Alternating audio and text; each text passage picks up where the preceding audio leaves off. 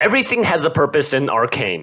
Any shots focused on a random object symbolizes the point characters or the narrative is at in the story. Echo's stopwatch represents his grounded perspective in the world, fixing problems as they come, until he gets stuck in one moment. Soko's eye stabber is him finding the resolve to reshape Zahn towards his vision, and the crows symbolize the subconscious of Jinx evicted from Powder's body.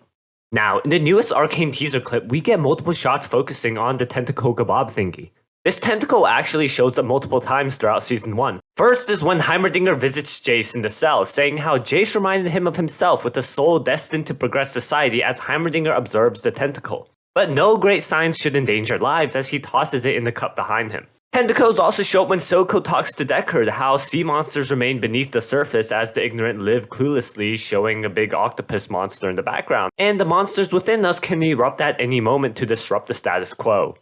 Finally, tentacles hang off Jericho's restaurant as Vi teaches Caitlyn the subtle workings of Zahn. And in the newest teaser, a member of the Top Hats bites into the tentacle before dropping it to the ground as he sucker punches Jinx and she gets held down by the Chem Baron gang and threatened to be turned in. In all of these scenes, it consists of a seasoned, more grown-up individual challenging the innocence of the younger or more sheltered one. Heimerdinger lectures Jace about the dangers of, well, danger. Soko instills the path of violence within Deckard, and Vi teaches a different method of investigation for Caitlyn. The tentacle represents a loss of innocence. This is relevant towards Jinx, as the end of Season 1, the choice to declare war for her was pretty simple.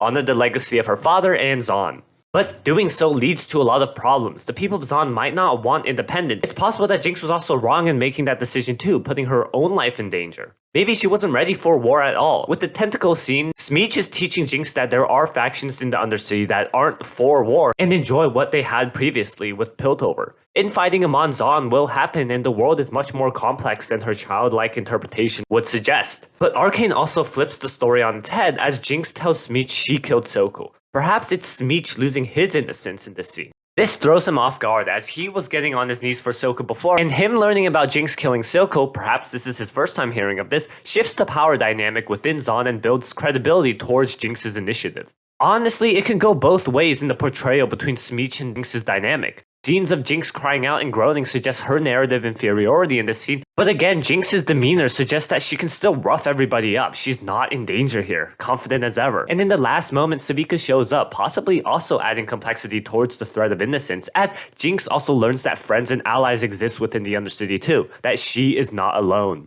I want to discount the Caitlyn Vi scene, as the tentacle is merely a peripheral in all of the cinematography shots. It's not as relevant as a symbolic motif. However, focus is placed on the tentacle within the Heimerdinger and Soko scene. In that regard, the tentacle represents danger, the unknown. Soko explains the wonder of hidden monsters, embracing the dark unknown, while we know Heimerdinger fears it with all his life. Even Jace responds to Heimerdinger's quip with hope when venturing into the darkness. The younger generation always feel gravitated towards the mystery of what could have been, what could be. That is why Jace and Soko entertain the possibility of peace.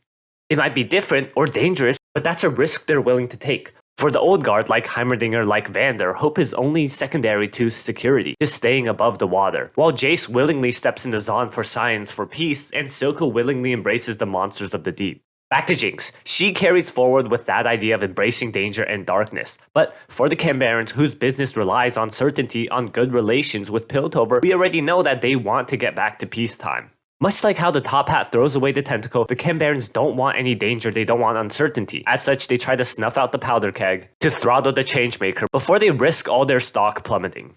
In this scene, Jinx obviously represents the tentacle. The guy bites into the tentacle and it falls to the ground, then pummels Jinx and smashes her into the ground.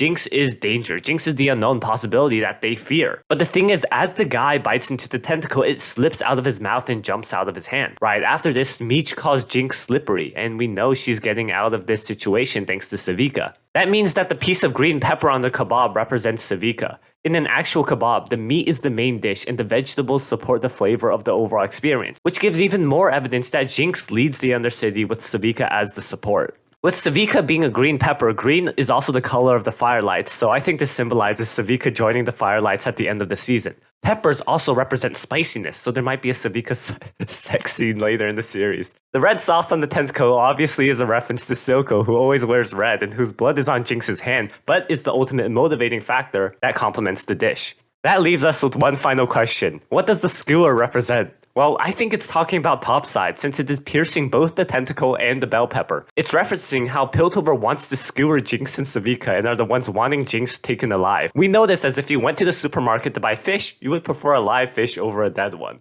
The top hat holding onto the skewer instead of directly touching the tentacle also shows us how they embrace the ideas of Topside, as they are much cleaner and easier to handle. But in the end, the top hats throw away the whole thing because all they want is to satiate their own hunger, and the flavors of Jinx, Savika, and Topside don't please them. Honestly, you guys clicked on the video analyzing a tentacle, so what did you guys expect? Hope you enjoyed my analysis. Alright, bye guys.